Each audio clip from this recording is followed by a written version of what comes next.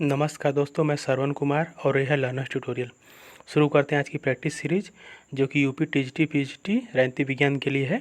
तो पहला क्वेश्चन है, किसने कहा स्वतंत्रता सभी प्रकार के बंधनों का अभाव है। इसका जो राइट आंसर है विकल्प ए सीले। बात करते हैं मिल की, तो जेम्स मिल जाने जाते हैं। इनकी महत्वपूर्ण कृति है एसेज ऑन लिबर्टी और ये नकारात्मक स्वतंत्रता के लिए भी जाने जाते हैं। बात करते हैं विकल्प सी में लास्की की, तो लास्की की महत्वपूर्ण कृति है ग्रामर ऑफ पॉलिटिक्स और इनके एक महत्वपूर्ण कथन है, मुझे केक खाने का कोई अधिकार नहीं है यदि मेरे पड़ोसी को रोटी भी उपलब्ध न हो। और एक और कथन इनका महत्वपूर्ण है, यदि समाज का स्वरूप राज्य का स्वरूप संघात्मक है तो सत्ता का स्वरूप भी संघात्मक होना चाहिए।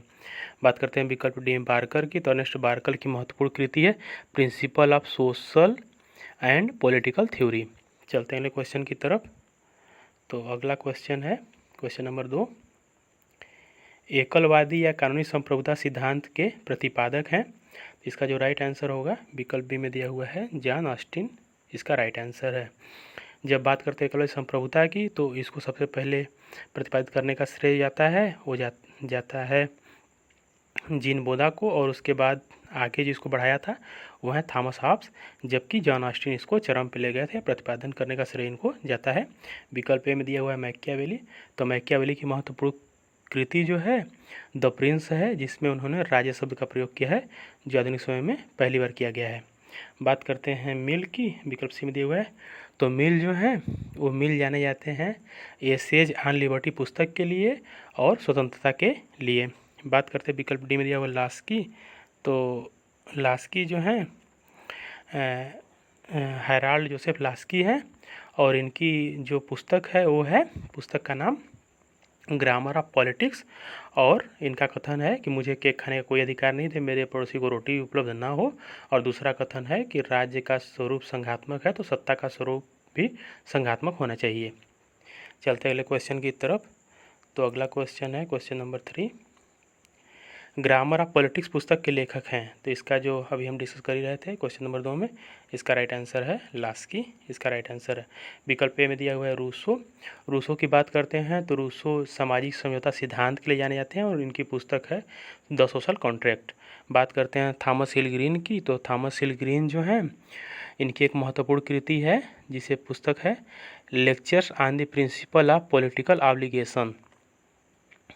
और बात करते हैं मिल की, तो मिल को हम जानते हैं एसेज ऑन लिबर्टी और स्वतंत्रता के लिए। चलते हैं अगले क्वेश्चन की तरफ। तो क्वेश्चन नंबर 4 है, दबाव समूह तीसरा सदन है, यह विचार संबंधित है। तो दबाव समूह को तीसरा सदन मानने वाले जो विचारक हैं वो हैं, विकल्प सी में दिया हुआ है हरमन फाइनर, इसका राइट आंसर है। बात करते हैं विकल्प बी की, तो विकल्प बी में दिया हुआ है लास्की, ग्रामर ऑफ पॉलिटिक्स पुस्तक के लिए, और राज्य का स्वरूप संघात्मक है तो सत्ता का स्वरूप संघात्मक। और दूसरा कथन है मुझे केक खाने का कोई अधिकार नहीं है, मेरे पड़ोसी को रोटी भी उपलब्ध न हो। बात करते हैं एल्बर्ट डाइसी की, एबी डाइसी की, तो जो डाइसी हैं इनकी पुस्तक है द लॉ ऑफ कॉन्स्टिट्यूशन। चलते हैं अगले क्वेश्चन की तरफ। तो अगला क्वेश्चन है क्वेश्चन नंबर 5, इटली में फांसीवाद किसका परिणाम था। तो इटली में फांसीवाद परिणाम था, विकल्प ए में दिया हुआ है, राइट आंसर है प्रथम विश्व युद्ध का। बात करते हैं पुनर्जागरण की, तो पुनर्जागरण मध्यकाल में यूरोप में हुआ था, इसके प्रणेता मार्टिन लूथर किंग रहे हैं। और उनके साथ ही बात करते हैं हम विकल्प डी में दिया हुआ औद्योगिक क्रांति की। औद्योगिक क्रांति 1668 में इंग्लैंड में हुई थी, जिसे रक्तहीन क्रांति के नाम से भी जाना जाता है या गौरवपूर्ण क्रांति के नाम से भी जाना जाता है। चलते अगले क्वेश्चन की तरफ। तो क्वेश्चन नंबर 6 है, रक्त संबंध से समाज बनता है जबकि समाज से राज्य बनता है, तो यह कथन है। तो यह कथन जो है विकल्प डी में दिया हुआ है मैकाइवर, इसका राइट आंसर है। बाकी हम बात करते हैं विकल्प बी में दिया हुआ है गार्नर।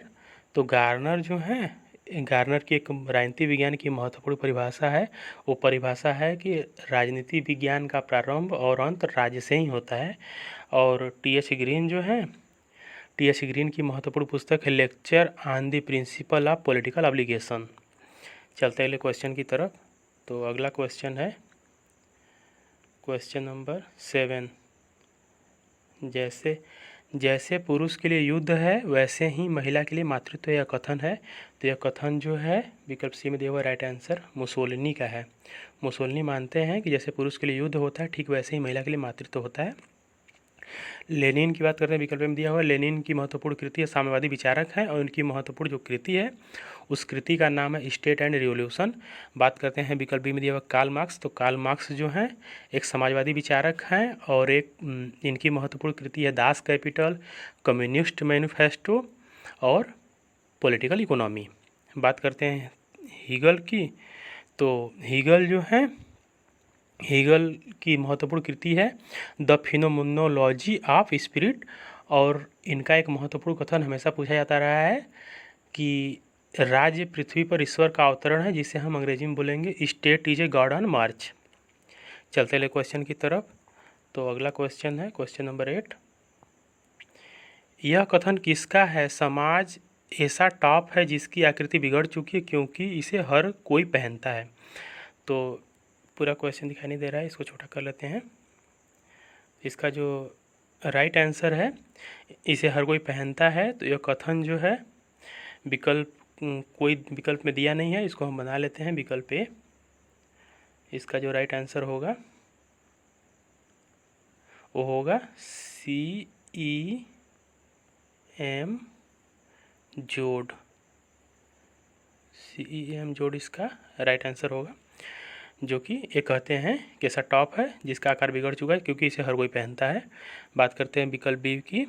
ये विकल्प ये राइट आंसर है बी कार्ल मार्क्स की। कार्ल मार्क्स जो हैं समाजवादी विचारक हैं और इनकी महत्वपूर्ण कृति है दास कैपिटल, कम्युनिस्ट मैनिफेस्टो और पॉलिटिकल इकोनॉमी और द्वंद्वात्मक भौतिकवाद सिद्धांत के प्रतिपादक भी हैं। बात करते हैं मुसोलिनी की। तो मुसोलिनी जो हैं वो फांसीवाद के लिए जाने जाते हैं और मुसोलिनी का महत्वपूर्ण कथन है कि जैसे पुरुष के लिए युद्ध होता है वैसे ही महिला के लिए मातृत्व होता है। बात करते हैं हीगल की। तो जो हीगल हैं हीगल की महत्वपूर्ण कृति है कि द फिनोमेनोलॉजी ऑफ स्पिरिट और state is a god on March, या राज्य पृथ्वी पर ईश्वर का अवतरण है। चलते अगले क्वेश्चन की तरफ। तो क्वेश्चन नंबर 9 है, यह कथन किसका है? यह निश्चित है कि सरकार की उत्पत्ति बल प्रयोग के परिणाम स्वरूप तथा बल प्रयोग द्वारा होती है। तो यह जो कथन है यह कथन कार्ल मार्क्स का है, जो विकल्प बी में दिया हुआ है राइट आंसर है। कार्ल मार्क्स यह मानते हैं कि राज्य की उत्पत्ति बल प्रयोग से तथा उसका स्वरूप बल प्रयोग द्वारा ही होता है। विकल्प में दिया हुआ है स्पेंसर। हर्बर्ट स्पेंसर जो हैं वो वैज्ञानिक उदारवाद के जनक के रूप में भी जाने जाते हैं और इनका एक महत्वपूर्ण सिद्धांत है जो कि योग्यतम की उत्तरजीविता के नाम से जाना जाता है। बात करते हैं विकल्प सी में दिया हुआ गार्नर। गार्नर राजनीति विज्ञान की परिभाषा के लिए जाने जाते हैं, जो परिभाषा इस प्रकार है कि राजनीति विज्ञान का प्रारंभ और अंत राज्य से ही होता है। विकल्प डी में दिया हुआ है रूसो। रूसो को हम जानते हैं सामाजिक समझौता सिद्धांत के लिए, और दूसरा उनकी महत्वपूर्ण पुस्तक जो है वो पुस्तक का नाम है द सोशल कॉन्ट्रैक्ट। चलते अगले क्वेश्चन की तरफ। तो अगला क्वेश्चन है क्वेश्चन नंबर 10, स्वतंत्रता की समस्या का एक ही हल है जो समानता में निहित है, यह कथन है। तो यह कथन जो राइट आंसर होगा यह कथन है पोलार्ड का, जो विकल्प सी में दिया हुआ है राइट आंसर है। बाकी विकल्प में दिया हुआ है रूसो। रूसो को हम जानते हैं सामाजिक समझौता सिद्धांत के लिए, और दूसरा जो है इनकी महत्वपूर्ण कृति है द सोशल कॉन्ट्रैक्ट, और इनका एक महत्वपूर्ण कथन है जिसमें उन्होंने बताया है कि राज्य का निर्माण ऐसे हुआ है कि कोई व्यक्ति जब किसी ज़मीन को बाड़े के रूप में घेर के बोलता है ज़मीन मेरी है, बाकी अन्य व्यक्तियों ने अपनी नादानी के कारण उसकी बात को मान लिया, सामाजिक समझौता सिद्धांत है, यह कथन है महत्वपूर्ण है। दूसरा कथन है दूसरा है जॉन लॉक। तो जॉन लॉक जो है जॉन लॉक उदारवाद के जनक के रूप में जाने जाते हैं। और बात करते हैं रैमजे मेयोर की। तो रैमजे मेयोर का मानना है कि रैमजे मेयोर समाजवाद की परिभाषा इस प्रकार करते हैं कि समाजवाद ऐसा स्वरूप है जो कि गिरगिट की तरह अपना रंग हमेशा बदलता रहता है। यह मानते हैं कि समाजवाद गिरगिट की तरह है जो कि हमेशा अपना रंग बदलता रहता है। इस प्रकार 10 क्वेश्चन की सीरीज हमारी कंप्लीट होती है। वीडियो पसंद आए तो लाइक शेयर कमेंट करें और चैनल सब्सक्राइब करें। मिलते हैं नेक्स्ट वीडियो में, तब तक के लिए धन्यवाद। Bye bye.